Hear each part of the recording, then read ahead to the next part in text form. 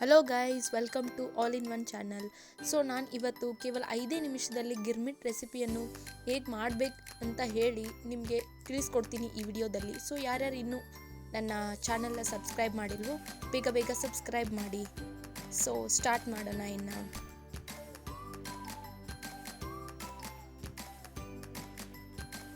So ಇದು ಮಾಡೋಕ್ಕೆ ಏನೇನು ಬೇಕಾಗಿದೆ ಅಂದರೆ, ಫಸ್ಟ್ ಈರುಳ್ಳಿಯನ್ನು ಸಣ್ಣದಾಗಿ ಹೆಚ್ಚಿಟ್ಕೊಂಡಿದ್ದೀನಿ.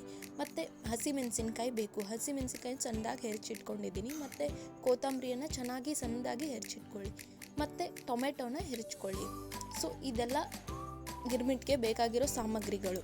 ಇದೆಲ್ಲ ಹೆರ್ಚ್ಕೊಂಡು ಇಟ್ಕೊಂಡ್ಮೇಲೆ ಎಣ್ಣೆಯಲ್ಲಿ ಬೇಯಿಸ್ಕೊಂಡಿರುವಂಥ ಎಣ್ಣೆಯಲ್ಲಿ ಕರ್ಕೊಂಡಿರುವ ಶೇಂಗಾ ಕಾಳುಗಳನ್ನ ತೆಗೆದುಕೊಳ್ಳಿ. ಸೊ ನೋಡಿ, ನಾನು ಎಣ್ಣೆಯಲ್ಲಿ ಕರ್ದಿರೋ ಶೇಂಗಾ ಕಾಳುಗಳನ್ನೆಲ್ಲ ತೊಗೊಂಡಿದ್ದೀನಿ. ಮತ್ತು ಸೇವಾ ತಗೋರಿ, ಶಾಪಿಂದ ತೊಗೊಂಡು ಬಂದಿರೋದು ಶೇವಾ. ಇದನ್ನು ಬೇಕ್ರಿಲೆಲ್ಲ ಸಿಗುತ್ತೆ. ಸೊ ಒಂದಿಷ್ಟು ಶೇವಾ ತೊಗೊಳ್ಳಿ ಮತ್ತು ಕರ್ದಿರೋ ಶೇಂಗಾ ಕಾಳುಗಳನ್ನ ತೊಗೊಳ್ಳಿ.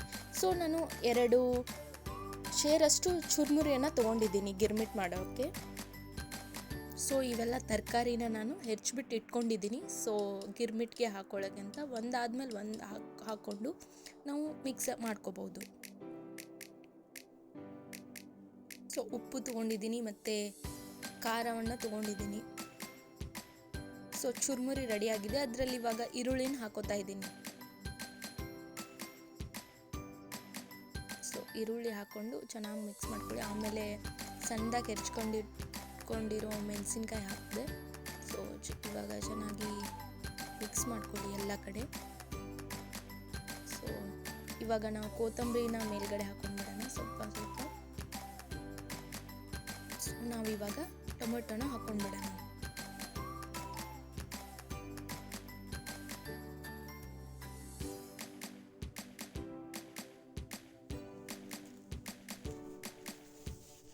ಸೊ ಇವಾಗ ಮಸಾಲ ಖಾರನ ಹಾಕೋತಾ ಇದ್ದೀನಿ. ಮಸಾಲ ಖಾರ ಮನೆಯಲ್ಲಿ ಇರುತ್ತಲ್ಲ, ಮಸಾಲ ಖಾರವನ್ನು ಹಾಕೊಳ್ಳಿ ಸ್ವಲ್ಪ.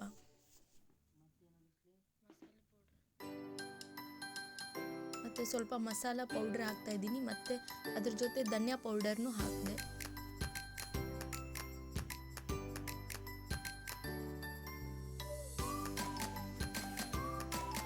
ಸೊ ರುಚಿಗೆ ತಕ್ಕಷ್ಟು ಉಪ್ಪು ಹಾಕ್ಕೊಳ್ಳಿ.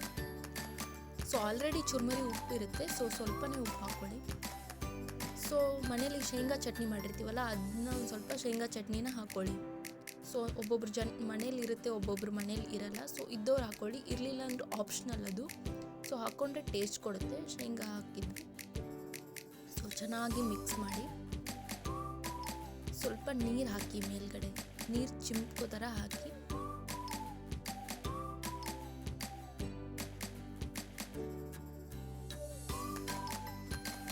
ನೋಡಿ, ಇದೆಲ್ಲ ನೀರು ಹಾಕಿ ಎಲ್ಲ ಮಿಕ್ಸ್ ಮಾಡಿದಾದ್ಮೇಲೆ ಈ ಥರ ಬಂದಿದೆ. ಸೊ ಇವಾಗೆಲ್ಲ ಕರೆಕ್ಟಾಗಿದೆ. ಸೊ ಎಲ್ಲ ಮಿಕ್ಸ್ ಮಾಡಿದಾಗ ಇವಾಗ ಶೇವಾನ ಅದರಲ್ಲಿ ಹಾಕ್ಕೊಳ್ಳಿ. ನೀವು ಎಷ್ಟು ಚೂರ್ಮರಿ ಜಾಸ್ತಿ ಶೇವ ತೊಗೊಂಡ್ರೆ ತುಂಬ ಚೆನ್ನಾಗಿರುತ್ತೆ ತಿನ್ನೋಕ್ಕೆ. ಸೊ ಶೇಂಗಾನು ಜಾಸ್ತಿ ತೊಗೊಳ್ಳಿ. ಇವಾಗ ಶೇಂಗಾ ಹಾಕ್ಕೊಂಡು ಮಿಕ್ಸ್ ಮಾಡ್ಕೊಂಡ್ಬಿಡೋಣ ಎಲ್ಲನೂ ಹಾಕ್ಕೊಂಡು. ಸೊ ಮೇಲ್ಗಡೆ ಸ್ವಲ್ಪ ನಿಂಬೆಹಣ್ಣಿನ ರಸ ಹಾಕ್ಕೊಂಡ್ಬಿಡಿ. ಇವಾಗೆಲ್ಲ ಮಿಕ್ಸ್ ಮಾಡ್ಕೊಂಡು ನೋಡಿ.